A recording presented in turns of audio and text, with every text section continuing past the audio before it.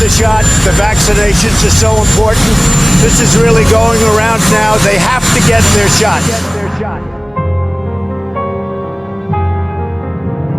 In a meeting with state officials, President Xi described it as a grave situation, demanding all patients to be put in a centralized quarantine for treatment, though that may prove difficult with 1,300 cases already confirmed.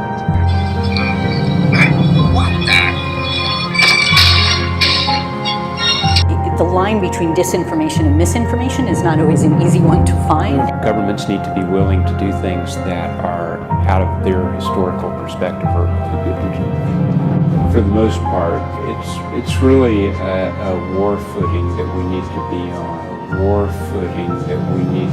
on. It can happen quickly, a Marshall-type plan. Don't mean to say that exactly, but a Marshall Plan, they can go into effect, can stimulate a change very quickly. The distrust relates to the health system more generally. A step up from the part of the governments on enforcement actions against fake news.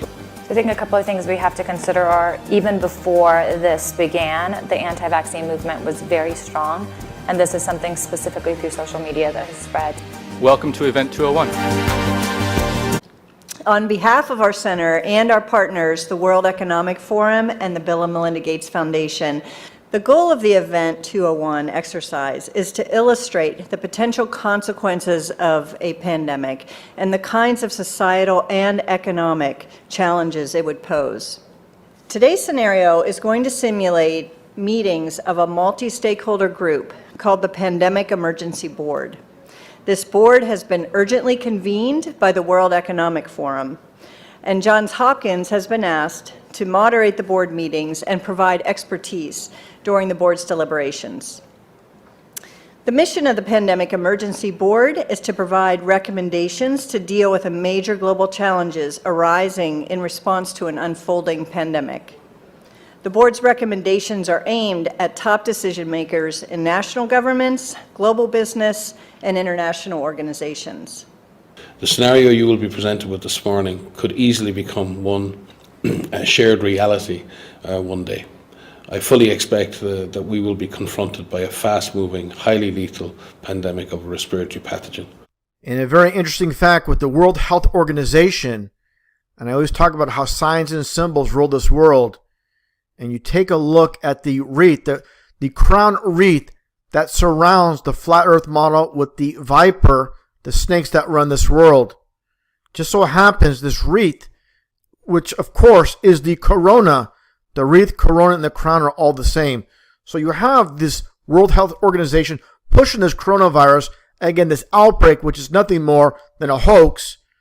And just take a look here when it comes down to it. The logo itself with the serpent, the snake, just so happens to be 33 segments when it comes to the UN model, the UN flag, which is, of course, just like the World Health Organization, and, of course, it is the flat earth map.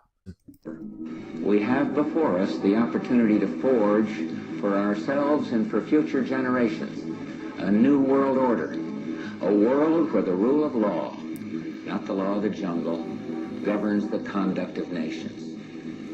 When we are successful, and we will be, we have a real chance at this new world order, an order in which a credible United Nations can use its peacekeeping role to fulfill the promise and vision of the UN's founders.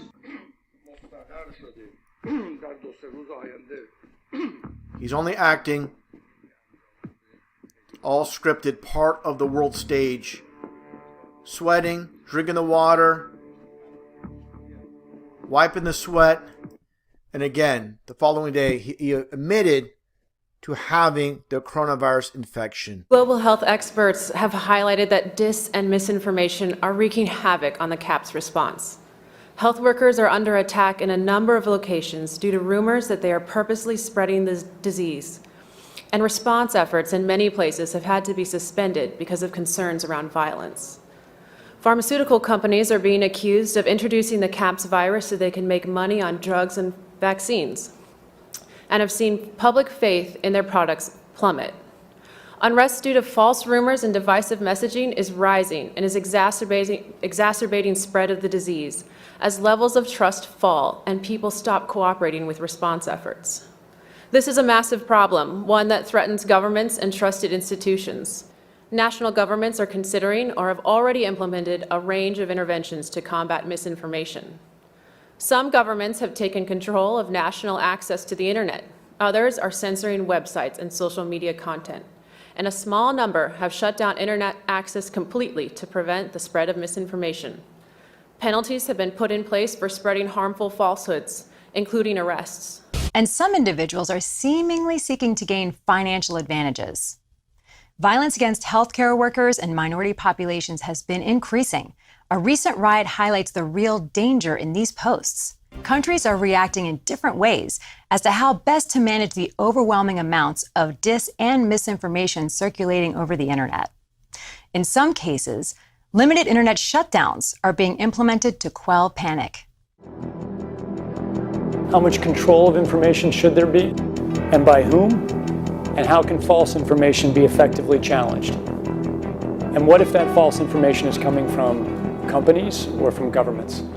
We're at a moment where the social media platforms have to step forward and recognize the moment to assert that they're a technology platform and not a broadcaster is over.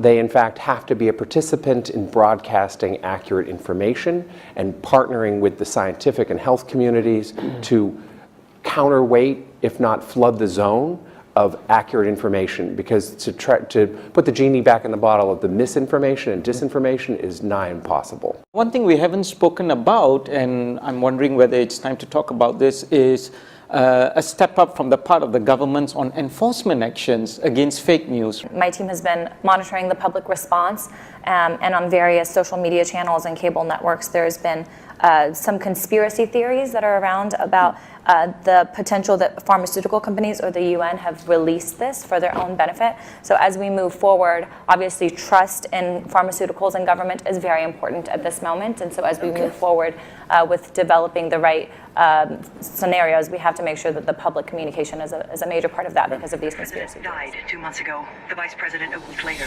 Russia no longer has a functioning government. Most of our population is dying or dead. Does Dr. Scott have what she needs to make a vaccine? 7 months ago, outside Cairo, there was an outbreak. A virus that was like nothing any of us had ever seen. When we left Norfolk, the virus was at phase 2. We are now at phase 6.